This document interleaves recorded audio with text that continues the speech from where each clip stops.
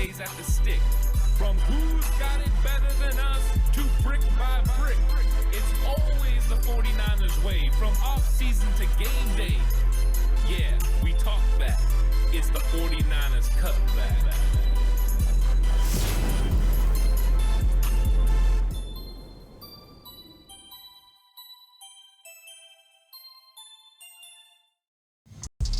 It's 49ers Cutback podcast time. Welcome to the show, everyone. Time to talk about the 49ers defense, which has been reloaded thanks to the 2025 NFL draft. And I think that if you watch the coverage during this whole entire draft process, there's been a lot of conversation about the 49ers fixing their defense. We've talked extensively on this channel that it was going to take multiple picks on defense to be able to do that. And the 49ers did not disappoint when it came to approaching how they were going to handle defense. You look early on in this draft, and they just go defensive line, defensive line, defensive line. 3 of the first 5 picks for the San Francisco 49ers addressed defensive line need. And that was it. It was the biggest need. When the season ended and they started moving guys around and letting guys go, defensive line moved right to the top of the list of places they were going to have to address. Now, would they handle it in free agency? Well, we thought that was potentially somewhere they could go, right? We heard some potential trade possibilities. You know, maybe Debo was going to go to Washington and there was going to be a player coming back. And then when all the dust settled, not only did nobody come back, but also more defensive linemen left as the 49ers cut Leonard Floyd. And they went ahead and continued to move on from other defensive linemen like Malik Collins as he moved on. And so it just appeared that the 49ers were going to risk it all on the NFL draft. And you know what? It looks like it paid off. It looks like it paid dividends the way that the 49ers were able to approach defensive line. Now, in this episode, I'm not going to be talking about offense. I'm just talking about defense and how Robert Saleh has a defense that has been reloaded. I want to examine not just the draft picks and what their impact is going to be, talk about some of the usage of how they're going to be used within this system, but also look at the depth chart. Are there still needs for the San Francisco 49ers? Where is it that these rookies fit in? Where can they start? When exactly are they going to make an impact? And it's not as simple as just saying, hey, last year this guy wasn't good, so that means this guy is the rookie's ready to step in. It's not that easy. Yes, there were players last year that underperformed, but how much of that is dependent on what you had as far as defensive coordinator and defensive scheme last year? Yeah, the scheme was supposed to be the same, but in all honesty, it was very vanilla. It was very basic. And sometimes you got to do some things to help your football team out. So we don't know how good some of these guys are. Plus, there are some young players that are still developing. What is Robert Saleh? What is this new coaching staff going to be able to help them get better and better? Because it's not just Robert Saleh. They've also made other additions to the coaching staff that could help this team significantly. So I'm excited to talk about this. I think this is going to be a fun conversation as we start delving into the defense and what kind of things are going to change. And then we'll kind of look, who is right now looking like they are in the best situation to start, which players are going to have to compete to even make the roster, and if the 49ers still need to potentially go out there. We're starting to see some veteran players, mainly wide receivers right now, that are falling off the free agent market and signing with teams. Pittsburgh signing Robert Woods to a very cheap 1-year, $2 million deal. Deontay Johnson going to the Cleveland Browns. I'm not saying that those are players the 49ers would be interested in. I'm just saying now we're going to start seeing those players that were veterans start to come in and land on teams as teams realize no longer do they have to worry about the compensatory pick formula. So it's an interesting time, and we've got the schedule on the horizon. That's supposed to come out, I believe it's May 11th. So things are moving progressively for this NFL offseason, and I'm excited to get into it. So like and subscribe to the channel if you haven't already. I really appreciate it. If you're listening on an audio platform, 49ers Cutback on Believe Network, please give it a 5-star rating. And if you are going to bet with Bet Online. Bet Online is the world's most trusted betting platform and your number one source for all your sports betting action.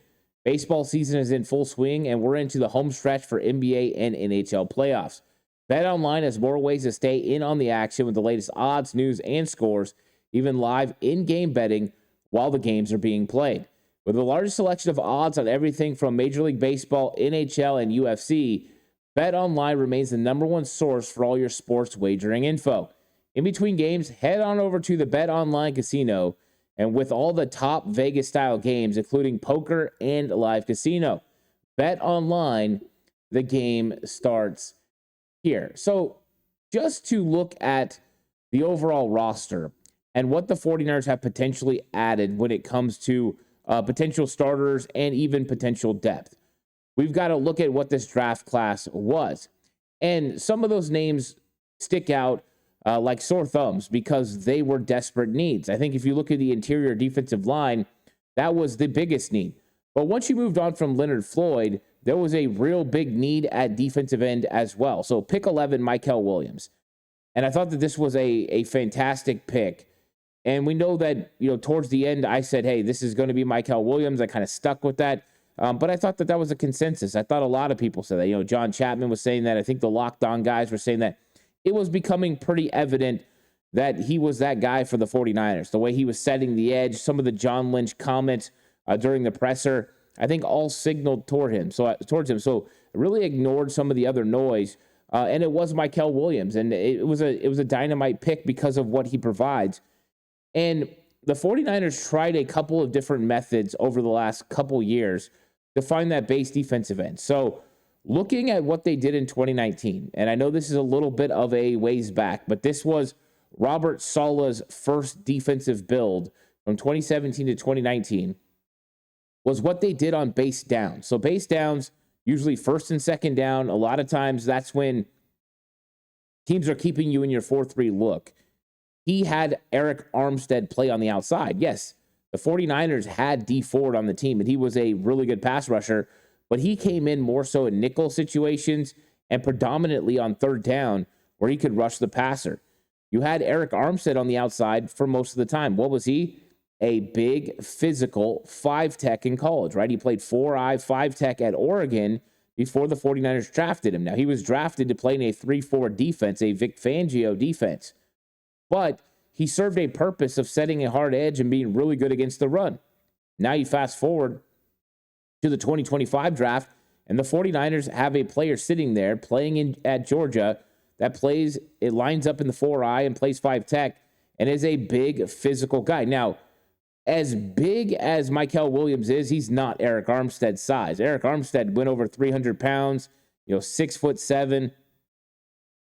It's crazy. But Mykel Williams is the best edge setter in this draft. So remember that too when we're talking about him. So they're going back to that kind of philosophy. Not exactly the same kind of player, but a similar idea. And then you look at the picks after that, right? One of the things the 49ers finally got figured out in 2019 was the 1-tech. So what they did was they got DJ Jones in the 6th round a couple of years before that. They developed him into a consistent 1-tech who was mainly in there on first and second down. And then when you got to third and long, DJ Jones came off the field and Eric Armstead moved inside. That's not too much different from what looks like the 49ers are going to do with Alfred Collins. Now, they spent a lot more draft capital on Alfred Collins than they spent on DJ Jones. DJ Jones was a 6th-round pick. But Alfred Collins is an absolute monster of a 1-tech. Elite size, elite length, elite athletic ability. This is a huge upgrade over what they had over the last couple years. And I think that the 49ers know they hit it out of the park with Alfred Collins. So Alfred Collins can provide that first and second down, stop the run, the same way that DJ Jones did. Then on third down, DJ Jones would come off the field. Now Alfred Collins can come off the field. And I do believe Alfred Collins can develop into a consistent pass rusher. I don't know if he'll ever be a guy that gets, 5+ sacks. I think he could hover around the 5 mark, which would be pretty good, right? That's what Malik Collins got last year. Like, that's a pretty good number, especially for a 1-tech. But I think that pulling him off the field on third down, especially initially in his rookie season, and allowing Mykel Williams or Yetur Gross-Matos to move inside. And people forget, Gross-Matos was brought in last year to set the edge and be your Bravo defensive end behind Leonard Floyd, but then also to be an interior pass rusher on obvious pass downs. That's what they wanted, because in Carolina, he was very effective rushing against interior offensive linemen because he's got necessary power to be able to threaten them there, but the lateral quickness and pass rush moves to be able to threaten them with their movement skills as well. So you have two guys that are going to be able to do that, and you can be very versatile with how you use them. So Alfred Collins comes off the field. Now, they weren't done on the defensive line there either, because they did draft a guy, and it's funny because John Lynch said that Chris Kacerek wrote in his notes DJ Jones, and we're talking about CJ West. And it's interesting because there's been lots of guys that Chris Kacerek has said remind them of DJ Jones. I mean, through the years, there's been a bunch. But I do believe that CJ West is very DJ Jones-esque. I think he's got a good first step, probably a better first step than most guys his size, 6'1", 317 pounds. But that is the part that reminds me of DJ Jones, the 6'1", being able to play with low pad level, being able to really move down the line of scrimmage, move laterally, athleticism to be able to play against a zone scheme. Now, why is it so significant to have athleticism to play against zone scheme? Because a lot of times you're not dealing with a guy head up. You've got to move down the line of scrimmage. And having athletic defensive tackles are going to provide that opportunity. The good thing for the 49ers was they got Alfred Collins, who moves really well, and CJ West, who moves really well. Now, Alfred Collins, he's a lot taller than CJ West. But it's not about height when you play up front. It's about what you do with keeping your pads low. And though Alfred Collins is 6'5", he plays with low pad level, and then CJ West plays with really low pad level. CJ West is the one that I think is the most interesting for this reason. I think CJ West is looked at by the 49ers as a potential 3-tech. And so when you guys were hearing me talk in the conversation points all leading up to the draft, I did not think the 49ers would look at CJ West as a 3-tech. I thought that they were going to look at him as a very valuable 1-tech, a guy that could penetrate but could hold up against the run, one of the best run stoppers in this draft, and that's the value they were going to place on him. So I thought going Alfred Collins and going CJ West was a little bit redundant when you already have Evan Anderson. When I was talking to John Chapman at the draft party, I asked him that exact question. Do we still think CJ West is in the mix because of the fact that you already drafted Alfred Collins? And he brought up the same point. We got Evan Anderson too. So you didn't expect it to happen. Now, I love the pick of CJ West, but I love the thought process behind it. Imagine having two hyper-athletic defensive tackles that instead of putting a guy like CJ West in a box and saying, hey, you're only a 1-tech because that's really what your skill set looks like it is right now, they're looking at it from the point of, he was such a great penetrator, we're going to project what he could do in our scheme. And once we get him into a 3-tech situation, first and second down with CJ West at 3-tech and Alfred Collins at 1, you're not running the football. Now, CJ West and Alfred Collins are going to have to prove that when teams want to throw on first and second down, they can generate some pass rush. The good thing about Alfred Collins is he generates a legit bull rush. That's the same thing with Mykel Williams from the outside. Legit bull rush. The power is there. CJ West has more skills and a better pass rush repertoire, better pass rush plan. He can potentially develop. At Kent State, he had 5 sacks. Now, his 2 years that he was at Indiana, he only was able to pick up a couple of sacks per season, but he still has provided some thoughts and opportunities that, hey, maybe this guy could be a 3-tech. He also had 50 pressures in his time in Indiana. That is extremely impressive for a guy on the inside. So they're showing the ability to do so. But I thought we got a clear picture with the way the 49ers went defensive line, how they're going to handle it. Now, what does the other defensive line look like right now? Well, I talked about Gross Matos a little bit. Now, I got some pushback when I did my show with Mark about, potentially, CJ West not starting day one. Everyone saying, hey, Jordan Elliott stunk. This is what I kind of alluded to early on. Is, yes, Jordan Elliott struggled. Go back and watch Cleveland film from 2023. The way he was used in that defense, he was very effective, a lot better against the run, was efficient when it came to pass rush, and he looked like a different player than he was last year playing for Nick Sorensen.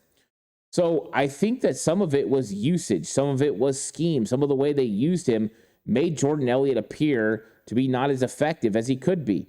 This is one of those situations where you make players not able to reach their full potential by the way that you use them. And I think he faced some situations where he was misused. I think he was put in some situations where he had to eat double teams, and maybe that's not his game. So with the 49ers theory and the way that they drafted CJ West, it looks like they're moving to bigger three techs, right? They went Javon Hargrave.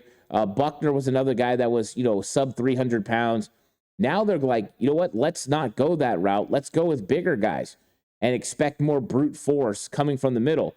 They are planning on collapsing the pocket from the inside and then trying to collapse the pocket from the outside with Bosa and with Mikael Williams and Yetur Gross-Matos. And then when you get to obvious pass downs, now you go super athlete, super athletic across the board. Mikael Williams, Yetur Gross-Matos, Nick Bosa. And then you can decide, do you want one of those defensive tackles, or do you want to go with another one of those edge guys like Sam Okuwanu? Okuwanu showed some ability to rush the passer from both the outside and the inside last year. He's still a developing player. He had 3.5 sacks. So I think the 49ers have given themselves some options. But what they've done is said, you know what? We're going to stop the run with this defensive line, and then we're going to collapse the pocket on top of the quarterback because all these guys can play with great force, great leverage, and great power. So I like that part of it.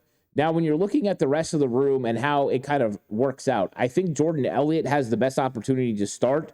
But if he does start, he's starting next to the first-round pick, Alfred Collins. I will be surprised if Alfred Collins doesn't earn a starting job in training camp. Like, I think he will. Right now, I think a lot of people, especially around the league, and this is how it'll start. Just so everyone knows, at training camp, no rookie walks in day one and they just plug him right into the starting role, unless you're a quarterback needing a team like Tennessee and Cam Ward steps right in, right? That's a different case. But you don't normally just have those guys step in. Even last year, it was Spencer Burford ahead of Dominic Pooney, and then Spencer Burford injured his hand and Dominic Pooney took over. 49ers don't go rookies right away. And yes, Dre Greenlaw ended up starting in 2019, but that's not how it worked initially. When he first got out there, it was Quan Alexander and it was Fred Warner that were ahead of him, especially in nickel situations. And then he earned his way onto the field at playing some Sam linebacker. And then eventually, when Quan Alexander got hurt, he seized the day and took his spot. So expect early on training camp reports for it to be Jordan Elliott. I wouldn't even be surprised if you don't hear Kevin Givens as a part of the first team sometime during training camp. And it won't take long. You'll hear Alfred Collins has moved ahead, and they're going Alfred Collins and Jordan Elliott. And then we'll see what happens. CJ West battling Jordan Elliott for that three-tech role. I think it's going to be a lot of fun. Now, Kevin Givens can be a designated pass rusher. He does pass rush pretty well, so that's something to remember. Now, Evan Anderson, I think, got moved down the board extensively because he's a two-down defensive tackle. But he could rotate with Alfred Collins. He could be the second, guy that's a one-tech. So he's not out of the mix to make the team, but I think it got a little bit more difficult. And then Kalia Davis becomes your third or fourth three-tech. This is going to be a tough camp for Kalia Davis. Last year, so much promise going into preseason. Now it's going to be a little bit of a problem for him. So I'm curious about that. And then, of course, we'll see what happens with undrafted free agent Sebastian Valdez, who comes from the Washington Huskies. I'll be talking about him a little bit during the week, but another hyper-athletic, 6'5", 305-pound guy that bench pressed 34 reps at 225. That's impressive. Now, with pick 75, we talked about this defensive line now and kind of how they're going to handle base downs, how they're going to handle potential pass downs, some of the depth, what that means for who starts early and who starts as the season goes. And I think we all hope that it's Alfred Collins and CJ West. That's the best possible situation. But let's keep in mind, veterans usually have the heads up because they understand the defense and understand what Chris Kasarik wants from the defensive line. But then they went and got Nick Martin, linebacker, Oklahoma State.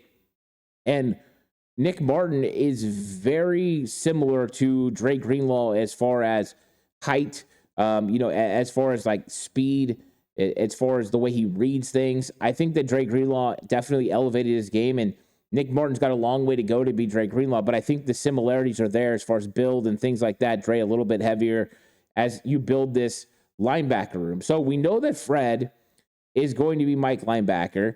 And then you've got D. Winters, hyper athletic, another super fast guy. And him and Nick Martin right now provide some speed in the linebacker room. Now, this was a good one to make sure you could get someone to go sideline to sideline, but also ensure, because D. Winters was so hurt last year, ensure that if something happens to D. Winters, you have a potential replacement for Will linebacker. And you have to have somebody at will, because when you're in nickel situations, it's one of the linebackers that stays on the field that can cover. Nick Martin provides that. He also provides one heck of a thump. He can light you up in the hole. He can run sideline to sideline, light you up there. He does a very good job of making plays. He's very physical with his tackling. He's got long arms, which helps him tackle as well. So I think initially, and this is just what I think will happen right off the bat. It'll probably be the early reports coming out of training camp as long as everyone stays healthy. Fred Warner is, of course, your Mike linebacker. I think D. Winters is going to get the first reps at will. He's going to get the first opportunity to play will linebacker. I think after that, Tatum Bethune is going to be your Sam linebacker heading into day one. It'll either be Tatum Bethune or it will be Curtis Robinson. And I kind of think they're going to lean towards Tatum Bethune and give it an opportunity to go earn it, a 7th-round pick last year. I think after that, that's when you're going to see that Bravo unit that will have Nick Martin in it. I think Nick Martin will get the will linebacker reps behind D. Winters. He'll get to learn from him. I think you'll see, Curtis Robinson. He'll get his opportunity. And then, of course, you've got other guys that they brought in that potentially are going to have a shot. A guy like Luke Gifford, who I know they brought in for special teams, but he's going to get a shot to play Sam linebacker. And also, an undrafted free agent guy like Stone Blanton will be coming in out of Mississippi State to compete with guys like Jalen Graham as they try to fill out this linebacker room. But I don't think Nick Martin steps in day one as a starting linebacker. I think he's going to have to earn it. D. Winters, Tatum Bethune, and it could be Curtis Robinson, but he's coming off the injury. I think they give Bethune the chance to play Sam linebacker. Has he improved in coverage? He's really good stopping the run. So that is where I think the question marks are. How much can Robert Saleh influence his ability to be better in coverage? How much has Johnny Hollins helped him get better? And then Nick Martin gets all those practice reps behind D. Winters, and if he starts proving to be the third best linebacker, well, then you start giving him those reps at Sam linebacker. And so, when is he going to beat out D. Winters? I don't know. I think the best situation for the 49ers in year one, no matter how it shakes out, is for Nick Martin and for D. Winters to be the two linebackers next to Fred Warner. Here's why. You just loaded up on the interior part of your defensive line. They are now going to occupy so many blockers up front, with them occupying offensive linemen, all the way from Mikael Williams, Nick Bosa, to Alfred Collins, CJ West. You now have the ability to keep the linebackers clean. And when you talk about this, when it comes to defense and defensive coordinators, they want their linebackers to be able to free roam. So you've got hyper-athletic guys that can beat offensive linemen to a point, and now you've got defensive linemen that can slow up the progression of an offensive line being able to get to their points. They're running an outside zone. They have certain landmarks they have to reach. And when they're having to come off, a lot of times it's combo blocks and then push up to that second level. If that defensive lineman does a good job of holding them up, then that doesn't allow them to get to the linebacker. Linebacker gets to the landmark before they do, gets across that man's face, and then he makes a play in the backfield or at the line of scrimmage. That's how they get to their windows and be able to get in there and make some big plays. That's when you're going to see the best D. Winters. That's when you're going to see the best Nick Martin. And they have provided now the athleticism for these guys to be able to fly around and make plays. And they pull the trigger when they see it. That's one thing I could say about Nick Martin and D. Winters. If they read it, the trigger's pulled and they go downhill faster than a hiccup. They just get moving. So I love that fact that now with the defensive line the way it is and how they're going to set hard edges, how they're going to hold their water on the inside, that your linebackers are going to get less offensive linemen on them that they're going to have to stack and shed. And these guys can run right past them and get there and make plays right when they're supposed to. This was a dynamite pickup for that reason, the athleticism. And that's why, if you guys were kind of watching the draft process, I was talking about linebackers late that had super athleticism.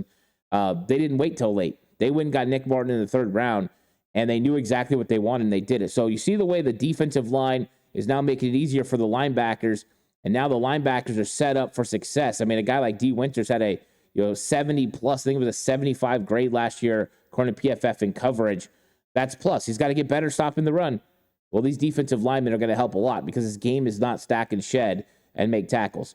So I think this was a great pickup getting Nick Martin, and now it kind of changes this defensive linebacker room, which now all of a sudden has a ton of depth when you're talking about Curtis Robinson, potentially, or Ed Tatum Bethune and Luke Gifford.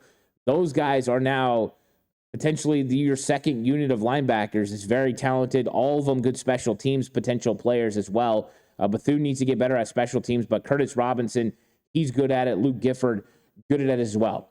Now let's talk about the influence of the secondary players that the 49ers picked up. So the news came out, of course, that safety Malik Mustafa is injured, and he tore an ACL and could be out into the season. And we've seen his mom come out and say, hey, he might be ready by training camp.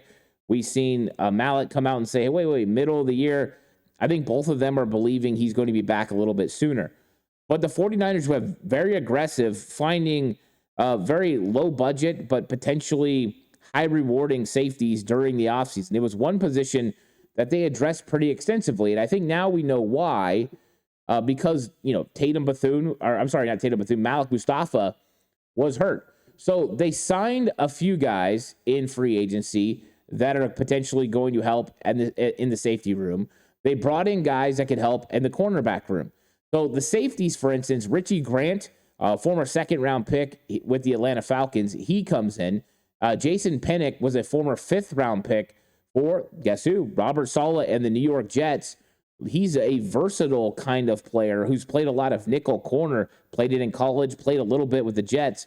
When Saleh had to cut him because of roster cut downs, he went to the New York Giants, and Robert Saleh said that one kind of hurt him a little bit. So you add those guys to the mix. I think those were really big in helping this room. But then you add Marquise Siegel as well. And so what you've got, especially with Pinnock, I talked about his versatility, and Siegel, is you've got two safeties that have the ability to play the deep third, but can also come up in the slot and cover a tight end or running back, with so many teams going with guys like Jahmyr Gibbs and Bijan Robinson and Saquon Barkley that can operate in the slot. You need a versatile safety that can go up there and kind of be an eraser. And the 49ers get those guys. Now, Jason Pinnock is not fast like what you're going to get from Marcus Siegel. Siegel's a 4.3 guy. He's an elite guy in that range, which makes it interesting because the 49ers also got Upton Stout, who is going to be in the mix to start at nickel. That's where they're going to give him his opportunity. And we're going to see what he can end up doing. But the versatility of Upton Stout and Siegel within this defense is going to be realized in the first 2 years. Now, I don't know if Upton Stout can start in year one. I think the 49ers are hoping, right? Last year, they started Renardo Green in the slot to see if he could play nickel corner. He did okay, but they then moved him outside, and he was more successful playing on the outside. De'Amari Lenore handled the inside route. I think they're going to do the same thing this year. They're going to give the opportunity to Upton Stout to get those nickelback roll and nickelback work. I don't think De'Amari Lenore is going to do it early on. He's going to be playing outside. Renardo Green's going to play outside. Upton Stout, a guy like Chase Lucas, those guys are really going to be playing on the inside. And then they also signed Saron Neal as well, mainly for special teams, but another nickel corner player. Those are the guys who are going to be getting a lot of the reps there. I expect us to see Marcus Siegel take some safety reps and to take some nickel reps. Because I think that they want the versatility of being able to have Siegel and Stout on the field at the same time because of the matchup situations. You can erase personnel advantages for the offense having these versatile players that can kind of play both positions. And Stout has the ability to line up at free safety as well. So depending on alignment, depending on matchup, moving these guys around, that gives Robert Saleh versatility. And it also gives you two guys that are absolute dogs coming up and hitting you. So we talked about the guys on the front in the box, but now in the secondary, you add two guys that play that way. Versatility up front, versatility in the back, physicality up front, physicality in the back. And yes, they're undersized, but they're a lot of fun. Now, I do want to make sure that we bring up that as of right now, I think Trey Brown is still expected to be the third corner right now. I think Renardo Green and Deommodore Lenoir will start on the outside. And depending on what Upton Stout does, Trey Brown will be the third corner. Now, if Upton Stout is able to establish himself as the nickel corner, because I think that's his position to lose, then this will be Trey Brown will be the fourth corner if Upton Stout does it. So the best situation for the 49ers is Lenoir, Stout, and Green. The fallback plan is going to be Green, Deommodore Lenoir, and Trey Brown. And I think there's a couple other guys that are interesting for me. I'm really curious to see what happens with Trey Tomlinson, who they brought in from the Los Angeles Rams. He was formerly at TCU, was a high draft pick. A lot of people really liked him, undersized, but an absolute competitor.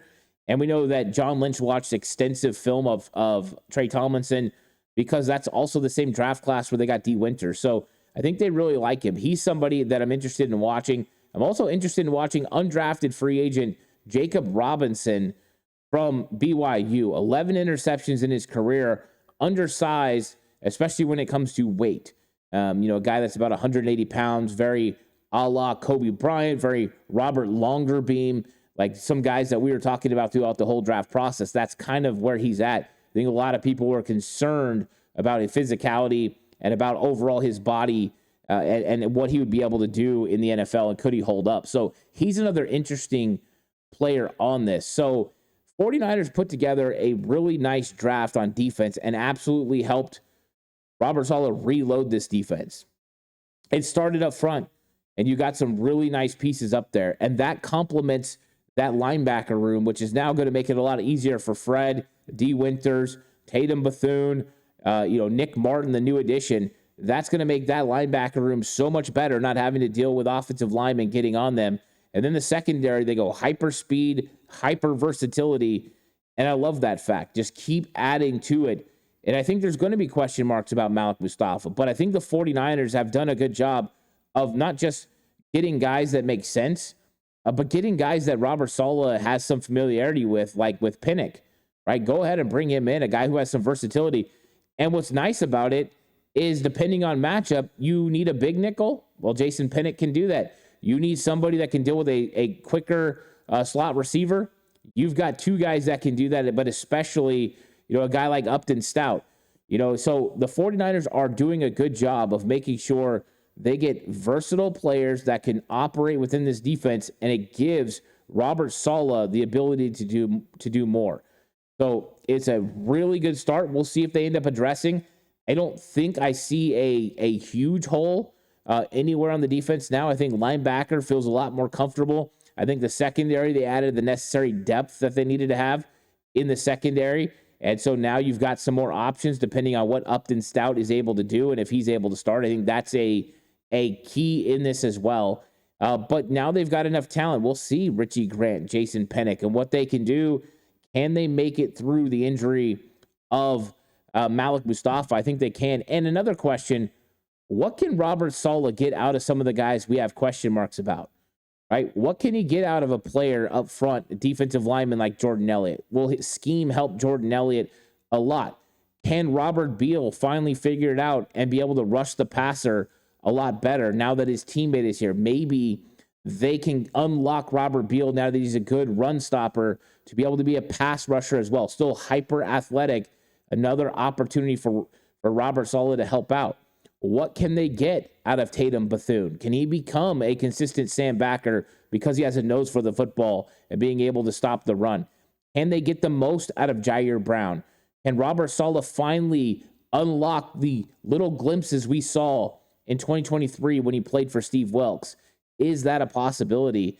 And then what can they do with these rookies? I think it's going to be a lot of fun. I'm very excited about this reloaded 49ers defense and how Robert Saleh is going to use these guys. So I hope you guys all enjoyed this. I had a fun conversation. Let me know in the comment section what you think. Who do you think is going to play there? And play here and play there, and who's going to make this team. I think it's always interesting conversation. We got plenty more to talk about throughout the week. It's a lot of fun right now getting to talk about new players. Going to just continue to do it all throughout the process. Thank you all for coming through. Like and subscribe to the channel if you haven't already. I really appreciate it. You're listening audio platform, 49ers Cutback on Believe Network. This episode was brought to you by Bet Online. The game starts here. I'll catch you guys in the next one. Until then, stay safe. Remember, the right way is always the 49ers way.